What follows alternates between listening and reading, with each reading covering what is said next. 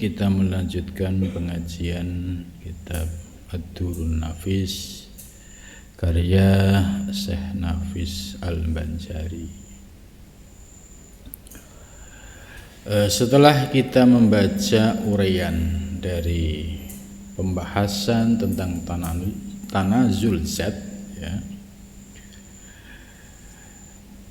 yaitu yang isinya 7 tingkatan martabat alam. Di antara para sufi Nusantara yang menggunakan istilah Tanazul Zat dalam memberikan penjelasan terhadap martabat 7, yaitu Syekh Nafis Al-Banjari. Tanazul Zat merupakan proses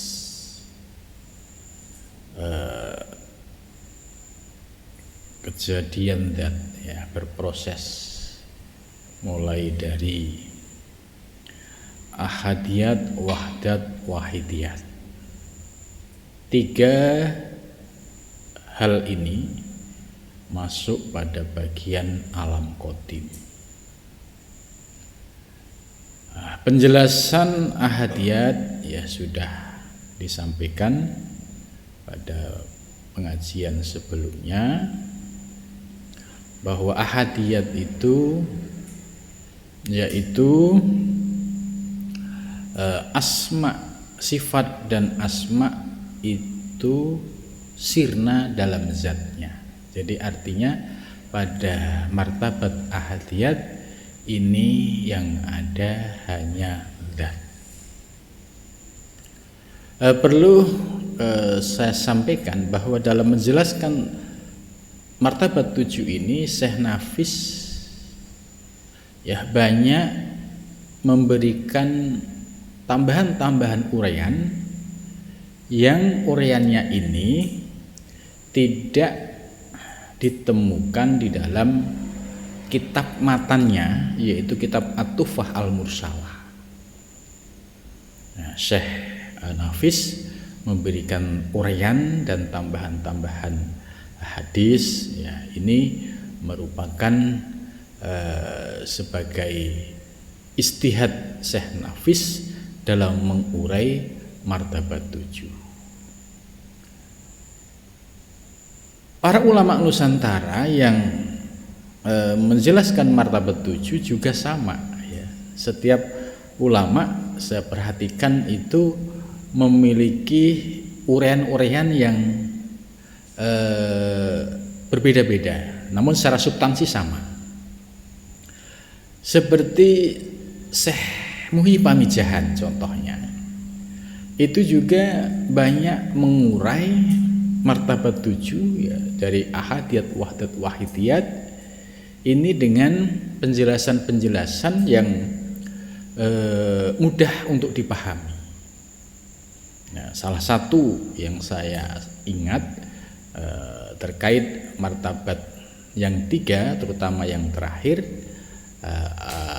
ahadiyat, wahdat, wahidiyat. Wahidiyat ini menurut Syekh Muhyi disebut sebagai Lauhil Mahfuz. Artinya desain alam semesta yang nanti akan terwujud di alam syahadah, yaitu alam nyata nanti, itu desainnya sudah final. Istilahnya filenya ini sudah didesain secara tuntas, selesai, baik yang bersifat global maupun yang bersifat personal.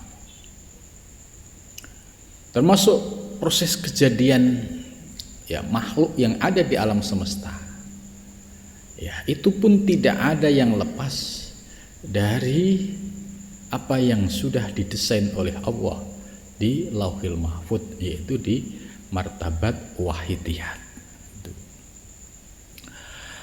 Maka penjelasan Syekh Nafis Al-Banjari ini terkait dengan martabat yang 3 Ini ditambah dengan argumentasi Al-Quran dan Al-Hadis. Ya, sebagaimana kemarin yang dikutip adalah hadisnya Jabir ya. Jabir seperti awwalu ma khalaqallah nurun nabiyyika ya Jabir. Pertama kali yang diciptakan oleh Allah itu nur nabimu wahai Jabir. Faquliqa minhul asya, kemudian dari nur nabimu diciptakan al asya, yaitu segala sesuatu, segala makhluk di semesta ini. Wa anta min tilkal asya, dan dirimu, diri Jabir sebagai manusia, min tilkal asya, itu termasuk bagian dari asya itu. Kemudian ada tambahan lagi, ya, ini bagaimana Syekh Nafis memperkokoh argumentasi tentang teori martabat 7, terutama yang berkaitan dengan alam qadim ini dengan sumber-sumber hadis dan Al-Quran. Kemudian yang kedua dijelaskan ana minallah wal mu'minuna minni, gitu.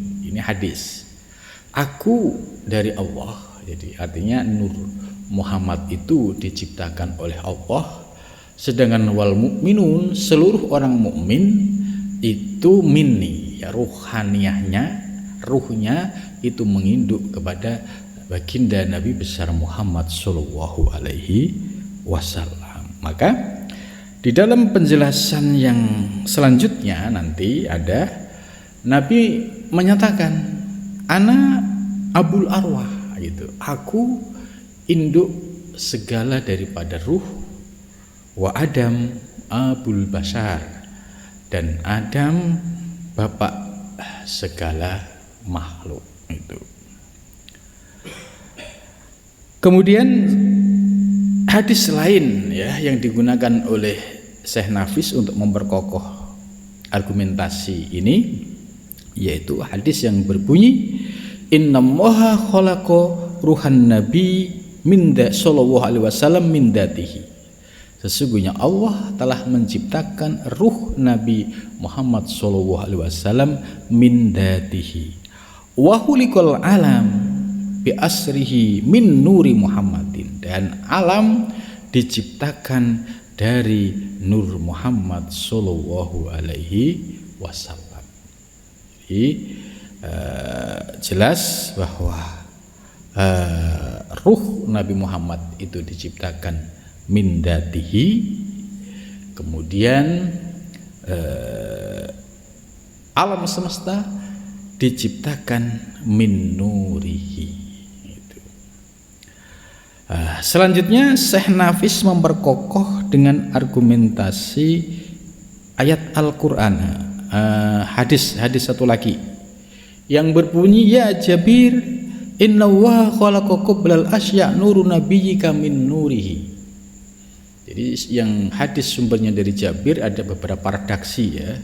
Ini yang terakhir, hai Jabir, innallaha, sesungguhnya Allah, khalaqa, itu menciptakan siapa Allah, qoblal asya, sebelum sesuatu, ya. Ya, innallaha, sesungguhnya Allah, khalaqa, telah menciptakan siapa Allah, qoblal asya, itu nurun nabiyyika, yaitu nur nabimu, min nurihi, dari nur Allah subhanahu wa ta'ala, ya. Setelah itu baru diperkuat dengan argumentasi nas Al-Quran yang berbunyi a'udzu billahi minasyaitonir rajim, bismillahirrahmanirrahim, laqad ja'akum minallahi nurun. Nah, ini kalau ditanya tentang landasan teori-teori yang ada di dalam martabat 7, terutama bagian yang pertama yang qadim, itu memiliki argumentasi yang cukup kuat, baik bersumber dari ayat Al-Quran maupun Al-Hadis. Qad ja'akum, sungguh telah datang kepadamu, minallahi, dari Allah. Apa yang datang kepadamu? Nurun, cahaya. Nur inilah yang dipahami sebagai Nur Muhammad, ya, kemudian dari Nur Muhammad terciptalah ya alam semesta ini. Terus satu lagi ayat Al-Qur'an ya yang berbunyi A'udzubillahi minasyaitonirrajim. Bismillahirrahmanirrahim. Ya ayyuhan nas, wahai manusia, qad ja'akum, sungguh telah datang kepadamu, al-haqqu, apa al-haq ya, al-haq itu bisa maknanya Allah atau ya sumber kebenaran, mir rabbikum, dari Tuhanmu. Nah ini al-haq ini ya memiliki penafsiran, yaitu nur Nabi Muhammad Shallallahu Alaihi Wasallam manusia telah datang kepadamu, yaitu al-haq ya, sesuatu yang hak, yang nyata, yang benar, mir rabbikum, dari Tuhanmu.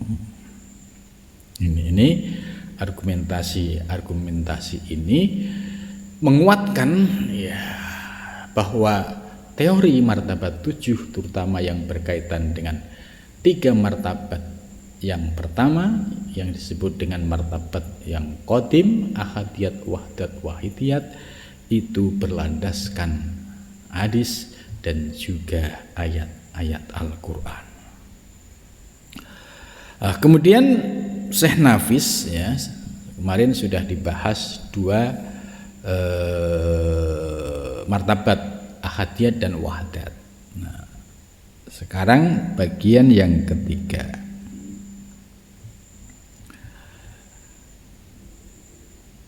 Dan yang ketiga daripada segala martabat tanazul zat ya, itu yaitu martabat wahidiyat.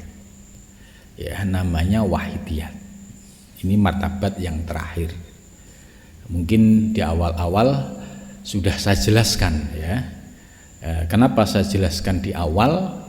Karena supaya dapat gambaran utuh tentang perbedaan 3 martabat qadim ini. Karena kalau kemarin tidak saya jelaskan sekalian, kemudian terputus, ini akan agak menyulitkan ya untuk memahami secara utuh.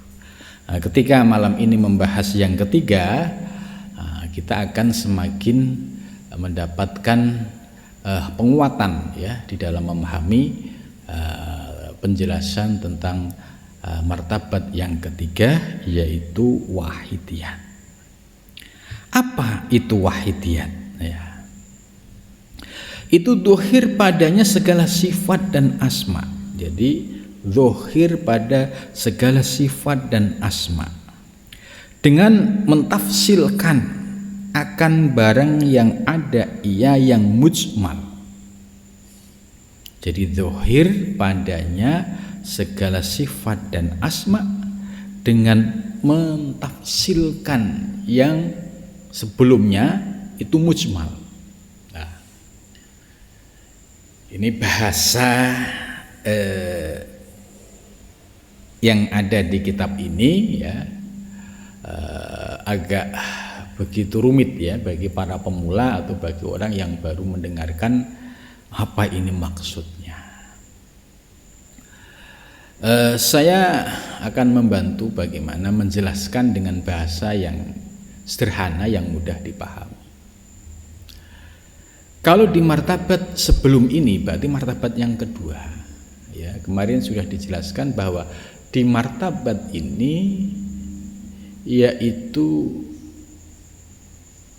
sifat dan asma itu masih bersifat mujmal. Kalau kita bahasakan di martabat yang kedua ini, Allah memiliki rencana untuk menciptakan alam semesta. Jadi kuntu kanzan mahfiyan fa inni uhibbu an u'raf fa bi ya'rifuni gitu. Jadi kuntu kanzan mahfiyan, aku Allah adalah perbendaharaan yang tak terbatas, perbendaharaan yang tersembunyi, tak terbatas. Kemudian fa inni uhibbu an uraf, aku ingin dikenal. Maka fa khalaqtul khalqa, aku ciptakan makhluk. Nah, di alam yang kedua ini Allah ya memiliki iradah untuk menciptakan semesta. Lah, bentuk semesta ini masih mujmal, masih belum terperinci. Yang nanti perinciannya ya ada pada martabat yang ketiga yang disebut dengan martabat wahidiyat. Sebagai perumpamaan yang gampang dipahami ya, saya ingin membuat masjid ya untuk pesantren. Kemudian ide membuat masjid ini masih berupa ide. Ya, bentuknya ya sesuai dengan yang saya lihat. Ya, modelnya begini gitu. Nah, di ide ini belum ada penjelasan secara detail konstruksinya, panjang lebarnya, terus ornamennya, kemudian aksesorisnya ya, itu belum ada secara detail ya, karena masih mujmal, masih ide besar. Baru ya pada tahapan yang berikutnya di wahidiyat ya, ini rencana membuat masjid itu sudah tahap teknis dan final. Semua terhitung dengan rapi, konstruksinya terhitung pakai besi berapa ya, kemudian panjang lebarnya terhitung, sampai ornamen-ornamennya semua terhitung, sudah dalam bentuk yang sempurna, yang final itu. Nah, ini analognya tentang martabat yang kedua dan yang ketiga. Jadi yang kedua ini Allah punya keinginan untuk menciptakan alam semesta. Terus kenapa Allah ingin menciptakan alam semesta? Ya karena aku ingin dikenal. Tapi siapa yang bisa mengenalku? Fabi ya'rifuni, yaitu dengan anugerahku orang ini akan mengenalku. Kalau orang yang tidak mendapatkan anugerah ruhaniyah dari Allah, ya sulit untuk bisa mengenal Allah. Nah, dalam tahapan martabat yang ketiga itu sudah teknis, nah, rencana sudah tafsil, terperinci. Jadi rencana Allah yang ingin menciptakan alam semesta, bumi seisinya, ya termasuk ya galaksi Bima Sakti dan seluruh yang ada di semesta ini ya, itu sudah final dalam bentuk tafsil gitu. Maka ketika desain alam semesta ini sudah final, disimpanlah yang disebut dengan Lauhil Mahfuz. Jadi nanti wujud alam semesta yang berproses tidak akan bisa lepas dari apa yang sudah ditetapkan oleh Allah pada zaman azali, yaitu pada martabat wahidiyah. Jadi maka dalam iktikad kita ya di martabat wahidiyat ini juga disebut, yaitu segala keputusan Allah yang bersifat azali yang sering disebut qadha. Jadi qadha itu keputusan Allah yang bersifat azali, padahal alam semesta belum ada, tapi Allah sudah memutuskan secara terperinci. Ini yang disebut qadha. Lah, maka nanti setelah mulai wujud alam semesta ya, secara bertahap, mulai dari alam arwah terus menjadi alam misal, kemudian alam atsam, ya, terus sampai terjadi alam semesta, termasuk wujud personal setiap manusia, ya, termasuk di dalamnya ada takdir yang meliputinya, dan takdir yang meliputi seorang hamba ini tidak lepas dari apa yang telah ditetapkan oleh Allah yang disebut qada di zaman azali ini. Itu maka disebut kita beriman dengan qada dan qadar. Qada yaitu ketetapan Allah pada zaman azali, yaitu yang disebut dengan Lauhil Mahfuz atau pada martabat wahidiyat. Kemudian ketika terwujud di alam semesta, ya, contoh ke dalam diri kita, ya, di dalam diri kita ini sudah ada ketetapan Allah secara terperinci, baik jodoh kita, baik rezeki kita, baik anak keturunan kita, semua sudah detail dan gak akan terlewatkan. Maka inilah yang disebut sebagai qadar. Qadar yaitu ketentuan Allah, kepastian Allah yang terwujud secara nyata. Dan qadar ini ya sesuai dengan apa yang telah ditetapkan oleh Allah, yaitu pada zaman azali yang disebut dengan qada tadi. Maka kita termasuk rukun iman kita adalah meyakini qada dan qadar. Jadi kalau kita memahami kehidupan semesta setelah paham teori martabat 7, ya akan enteng. Sebab kejadian yang sekarang yang akan datang itu semua sudah ada dalam ketetapan Allah. Namun Allah menutup rapat dan merahasiakannya. Supaya apa? Supaya setiap hamba tetap sportif menghadapi kehidupan, yaitu dengan usaha dan ikhtiar. Itu dasarnya apa? Ayat Al-Quran yang berbunyi wallahu khalaqakum wa ma ta'malun. Ayat ini menggunakan lafaz redaksi khalaqo. Khalaqo itu fi'il mandi. Kalau fi'il mandi menunjukkan peristiwa yang sudah terjadi. Jadi Allah telah menciptakan, yaitu artinya Allah sudah menciptakan dirimu, dan segala wujud yang ada di alam semesta itu telah berarti sudah ditetapkan di zaman azali yang disebut dengan Lauhil Mahfuz yang posisinya berada di martabat wahidiyah. Itu. Wa ma ta'malu, dan apa yang akan kamu lakukan, seperti perbuatan kita saat ini, yang akan datang, besok dan seterusnya, itu tidak bisa lepas dari ketentuan yang ada pada zaman azali. Jadi wallahu khalaqakum menggunakan fi'il madhi past tense, kemudian wa ma ta'malun fi'il mudhari', ya, continuous tense atau future tense. Jadi kejadian sekarang maupun yang akan datang itu tidak lepas dari apa yang telah ditetapkan oleh Allah pada zaman azali. Itu.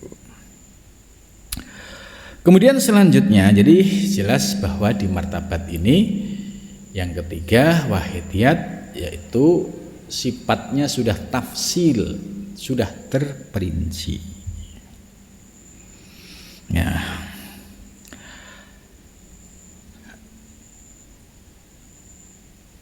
Mentafsilkan akan barang yang ada ia mujmal pada hadrat wahdah dan pada hadrat wahidiyat, ya, sudah dijelaskan tadi pada martabat wahdah wahidiyah, ya, pada martabat wahidiyah dan wahdah, ya, maksudnya pada martabat wahdah itu sifatnya masih mujmal, kemudian pada martabat wahidiyah itu sudah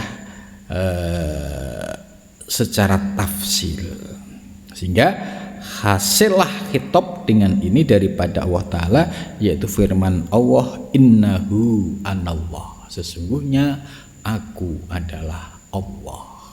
ya itu.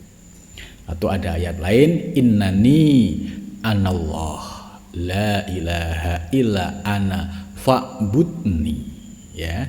Ini ada ayat di dalam Al-Qur'an yang terkait dengan ayat innahu anallah.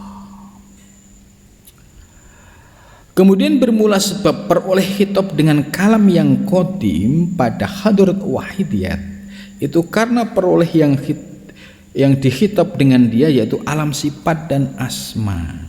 Itu maksudnya bahwa khitabnya sudah ada pada zaman azali, kemudian berproses, ya, berproses sifat dan asma. Kemudian mulai dari alam arwah, ya, alam arwah nanti ada penjelasannya.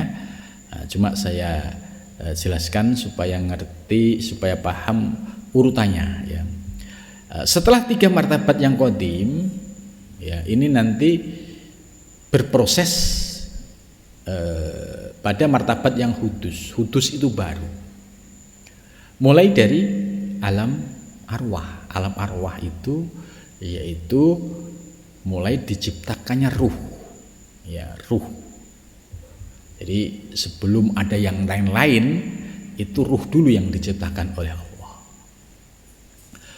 maka disebut alam arwah. Kemudian setelah alam arwah diciptakanlah alam misal. Alam misal, alam misal ini alam metafisik, ya, kehidupannya itu semua berdasarkan metafisik. Secara kasat mata tidak nampak, seperti kehidupan alam barzah, ya, seperti kehidupan kita pada saat di alam rahim, kemudian kita saat di alam arwah. Ini kan nyata. Ini nyata, kehidupan nyata. Ini masuk pada pengertian alam misal. Baru setelah kita 9 bulan di perut ibu kita, lahirlah kita. Nah, ketika lahir ini posisi kita sudah berada di alam atsam, yaitu alam fisik, sudah bermateri, sudah ada wujud, ya. Wujudnya mulai dari ujung rambut sampai ujung kuku, dan semua yang desain adalah Allah. Mau ganteng, mau sedang, mau biasa, ya semua yang desain adalah Allah. Nah, kemudian setelah berwujud fisik, ya, fisik kita setelah kita lacak ternyata unsurnya nggak lepas dari air, api, angin, tanah. Nah, itu. Jadi akhirnya kalau kita kaji diri kita secara mendalam gitu, ya, akhirnya menemukan wujud yang hakiki gitu. Jadi posisi kita saat ini berada di alam atsam karena sudah fisik, atau di dalam Al-Qur'an menggunakan istilah alam syahadah, ya. Dasarnya apa? Ada di Al-Qur'an yang berbunyi yaitu huwallahul ladzi la ilaha illa huwa alimul ghaibi wasyahadah. Kata alimul ghaibi, ya, ini di dalam kitab Fusul Hikam, ya, dimasukkan yaitu martabat alam yang qadim. Jadi 3 martabat yang qadim, ahadiyat, wahdat, wahadiyat, ini masuk kategori alimul ghaib, masuk ghaib. Kemudian wasyahadah dijelaskan yaitu sudah mulai adanya wujud sekalipun dalam metafisik sampai akhirnya menjadi wujud secara fisik itu. Nah, maka martabat yang hudus mulai dari alam arwah, misal, aksam sampai insan kamil ini masuk bagian dari alam syahadah. Alam syahadah itu alam yang nyata, yang physically, ya, mulai berproses, ya, tapi berproses dari alam arwah, alam misal sampai alam syahadah. Ini untuk membedakan antara yang gaib, masuk martabat 3 yaitu ahadiyat, wahdat, wahidiyat, sedangkan yang hudus masuk syahadah yang meliputi alam misal, alam arwah, alam misal, alam atsam, dan insan kamil. Kemudian selanjutnya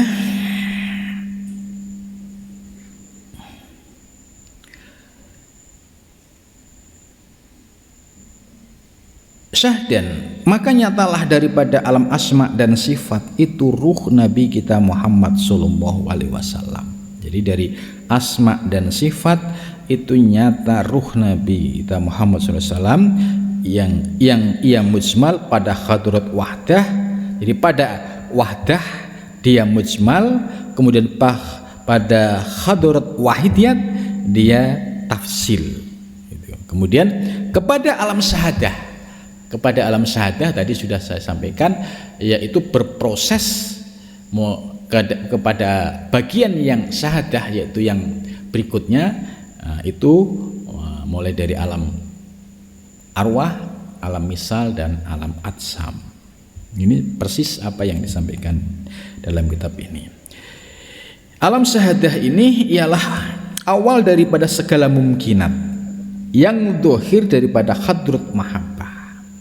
Jadi di alam syahadah, walaupun alam arwah itu masuk alam syahadah, karena di situ sudah ada entitas wujud, ya, yaitu walaupun berupa ruh yang sifatnya halus, gitu. Wujud yang ada pada syahadah ini, mungkinat ini, itu sebagai wujud pada hadroh mahabbah. Jadi alam semesta ini menjadi ada, ini karena ada faktor mahabbah, cinta. Cintanya yaitu Allah Subhanahu wa ta'ala. Tanpa ada cinta, ya alam semesta tidak akan pernah ada. Ini didasarkan pada hadis qudsi, kuntu kanzan mahfiyan, ya, aku perbendaraan yang tersembunyi, atau dengan kata lain, aku perbendaraan yang tak terbatas. Fa ahbabtu an u'raf, aku ingin dikenal, gitu. Fa khalaqtul khalqa, maka aku ciptakan makhluk. Jadi kata ahbabtu, nah, ini menunjukkan atas dasar mahabbah, cinta, maka Allah menjadikan alam semesta itu. Kemudian ada penjelasan fa khalaqtul khalqa liya rifani, aku ciptakan makhluk supaya makhluk ini mengenalku, atau dalam redaksi lain fabi ya'rifuni, gitu, redaksi lain. Maka denganku, dengan anugerahku, ya, mereka bisa mengenalku. Artinya apa? Orang yang menapaki jalan spiritual, ya, sebagai ahli tasawuf, ahli torekoh, ya, ini adalah orang-orang yang memang mereka memiliki frekuensi rohani, yang tentunya ini sebagai anugerah dari Allah Subhanahu wa ta'ala. Karena ada juga yang tidak suka dengan ilmu-ilmu yang sifatnya rohani, atau tidak suka dengan ajaran tasawuf dan tarekat. Nah, maka orang yang demikian ini artinya dia tidak mendapatkan anugerah rezeki batiniah. Artinya dia ya Islam, ya, tapi tidak sampai dia mengenal Allah. Itu. Karena apa? Untuk mengenal Allah, fabi ya'rifuni, maka dengan anugerahku dia mengenalku. Tanpa anugerah Allah, sulit niscaya dia mengenal Allah Subhanahu wa ta'ala, ya. Kemudian selanjutnya,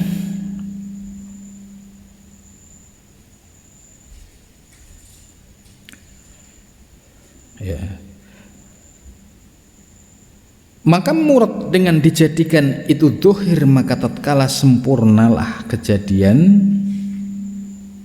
Nabi kita Muhammad SAW itu kepada alam syahadah ini, maka dijadikan daripadanya itu segala alam yang lain, maka adalah ruh Nabi kita Muhammad SAW itu bapak segala ruh, bapak segala arwah, seperti Nabi Adam alaihissalam bapak segala tubuh, seperti sabda Nabi, ana abul arwah wa Adam abul basar. Aku adalah bapak segala ruh dan Adam bapak segala manusia.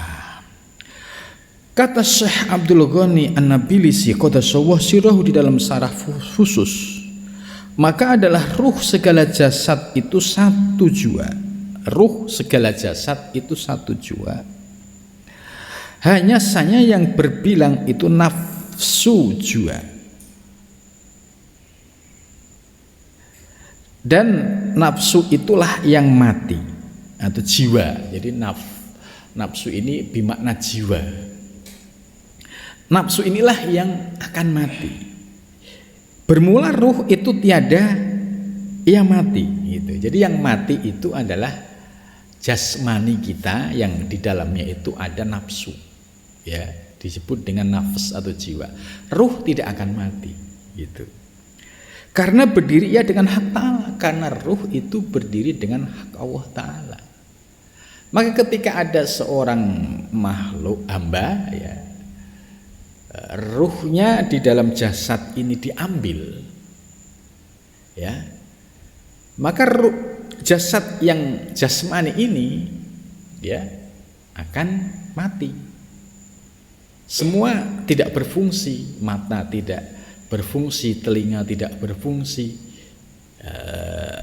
lidah tidak berfungsi, karena ruhnya sudah diambil. Lah, ruh ini ya tetap ada, ya tidak mati. Nah, ruh ini menggunakan istilah lain disebut dengan jasad barzahi, jasad yang dimensinya metafisik. Kalau ini jasad jasmani, dimensinya fisik. Maka ketika ruh sudah meninggalkan jasad kita, ruh ini ada, ya tetap ada, tapi menggunakan wadah atau jasad yang disebut jasad barzahi yang nyata di alam barzah gitu. Kalau wujud kita ya sudah kita kembalikan kepada unsurnya, yaitu air, api, angin, tanah, ya dikembalikan kepada tanah itu. Jadi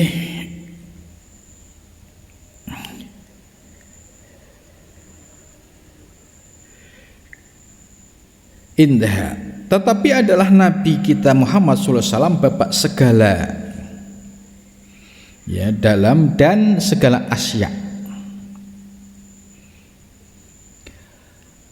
dan hayat kehidupan keduanya, karena asal kejadian sekalian alam itu mesralah ia pada sekalian alam itu seperti mesra ia dengan tumbuhan. Fafham fa innahu muhimun, itulah isyarat.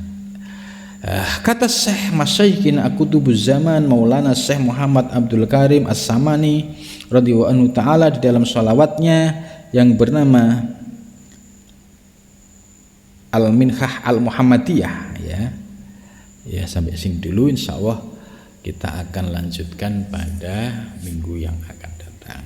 Mudah-mudahan penjelasan dari martabat 7 ya pada bagian malam ini bisa semakin memperkokoh keyakinan kita dalam memahami teori martabat 7 yang diperkuat dengan dasar Quran dan hadis, sehingga kita semakin yakin bahwa itu adalah ilmu yang memang memiliki argumentasi yang sumbernya dari hadis maupun dari ayat-ayat Al-Quran.